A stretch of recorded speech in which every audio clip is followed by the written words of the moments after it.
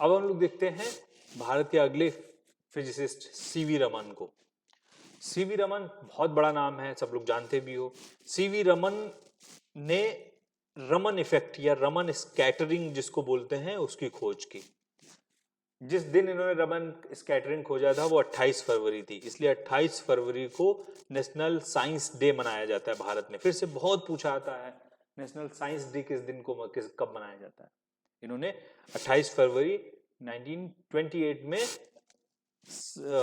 Raman scattering की खोज की थी। रमन स्कैटरिंग है क्या पहले, अच्छा ये चीज समझ लें, शॉर्ट में समझते हैं इस चीज को।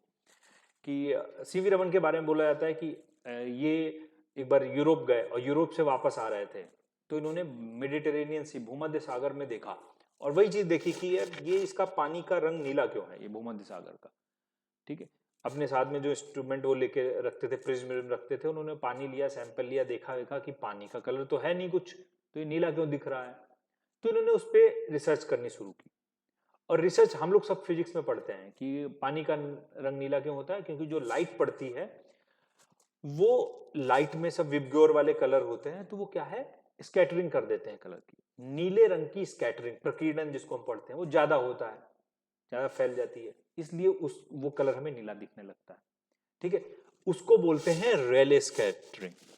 स्कैटरिंग दो तरीके की होती है, रेले स्कैटरिंग। अच्छा, जब इन्होंने ये चीज देखा तो ये चीज पहले से ही रेले ने खोज रखी थी स्कैटरिंग में, और इन्होंने ये बता रखा था कि ये पानी का रंग नीला क्यों है। तो ये चीज तो पहले पता चल चुकी थी जो ये सर्च कर रहे थे, लेकिन उस चीज को देखते देखते ये एक नई चीज खोज गए और इन्होंने एक चीज दूसरी देख ली। अच्छा, रेले स्कैटरिंग, पता है स्कैटरिंग दो तरीके की होती है। जैसे स्कैटरिंग का मतलब क्या है, अगर आपने लाइट डाली किसी पे, प्रकाश डाला, तो वो पार्टिकल जो क्या होंगे उसी प्रकाश को डिफ्लेक्ट वापस कर देंगे, इधर उधर फैला देंगे। ठीक है, वो स्कैटरिंग है।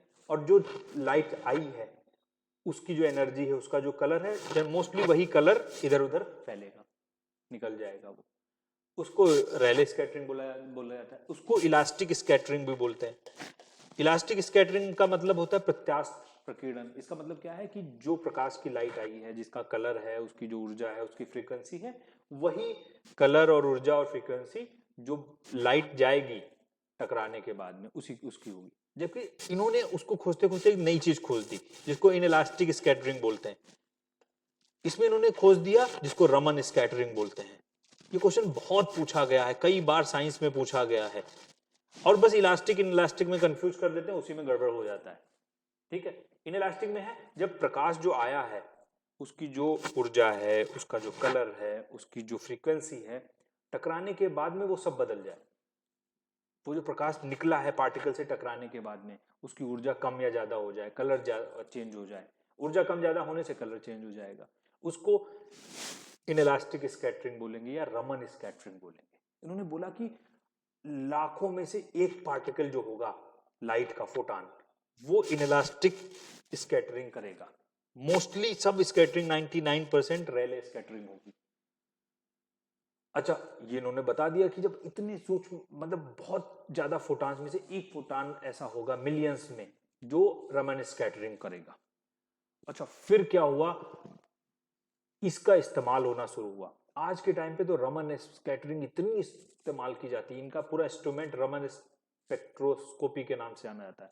कि जो भी पार्टिकल होते हैं ना, सॉलिड लिक्विड गैस, किसी के भी अंदर का स्ट्रक्चर पता करना है, रमन स्कैटरिंग का इस्तेमाल किया जाता है। ठीक है, ठोस का, डायमंड, हीरो का इस्तेमाल देखा जाता है ना, जब देखा जाता है हीरे अंदर से कितने ठोस हैं, ठीक है, उसकी क्वालिटी क्या है। यहां तक कि जो ह्यूमन टिश्यूज होते हैं, बॉडी के अंदर टिश्यूज जो होते हैं, उसमें भी रमन स्कैटरिंग का इस्तेमाल किया जाता है। ठीक है, कि टिश्यू जो डैमेज होगा वो एनर्जी कम ज्यादा कर देगा, तो पता चल जाएगा कि हाँ अंदर टिश्यू कौन सा डैमेज है। तो रमन स्पेक्ट्रोस्कोपी का इस्तेमाल किया जाता है इन चीजों में, स्कैटरिंग का इस्तेमाल। अच्छा, इसी वजह से इनको 1930 में फिजिक्स का नोबेल प्राइज दिया गया। ये पहले भारतीय नहीं, पहले एशियन साइंटिस्ट थे, एशिया के पहले वैज्ञानिक थे जिनको फिजिक्स का नोबेल दिया गया, नोबेल प्राइज दिया गया।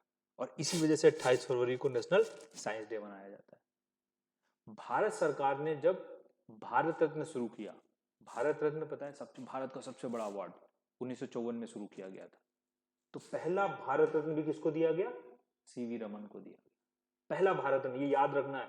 और इनके साथ में 2 लोग और थे। 1954 में जब भारत रत्न की शुरुआत हुई तो 3 लोगों को दिया गया था भारत रत्न। नंबर 1 सीवी रमन, नंबर 2 एस राधाकृष्णन जो भारत के दूसरे राष्ट्रपति थे।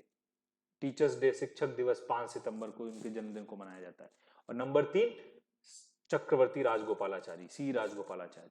इन 3 लोगों को, सीवी रमन, एस सर्वपल्ली राधाकृष्णन और सी राजगोपालाचारी, इन तीनों को 1954 में पहला भारत रत्न दिया गया। ठीक है, तो बड़ा नाम था। इन्होंने ये जो आज के टाइम पे अगर आप कभी भी देखोगे ना, दुनिया की रैंकिंग देखोगे, भारत के जो कॉलेज सबसे टॉप पे दुनिया में, वैसे कोई टॉप पे कॉलेज आते नहीं है, जो क्यूएस रैंकिंग एक बनाई जाती है दुनिया के सबसे बड़े इंस्टीट्यूट कॉलेज उनकी, उसमें टॉप 150 में कोई भारत का इंस्टीट्यूट है ही नहीं। ठीक है, लेकिन 200 में जो पहला आता है वो है IISc Bangalore, Indian institute of science Bangalore. उसके पहले इंडियन डायरेक्टर थे सीवी रमन। सीवी रमन के अंदर भी बड़े बड़े साइंटिस्ट बने जिनको हम आगे पढ़ेंगे। मैं विक्रम साराभाई हैं, इनके कलीग थे होमी जहांगीर भाभा, इन लोगों को देखेंगे हम लोग। लेकिन इनके बारे में याद रखना है, रमन इफेक्ट क्या होता है, रमन स्कैटरिंग क्या होती है।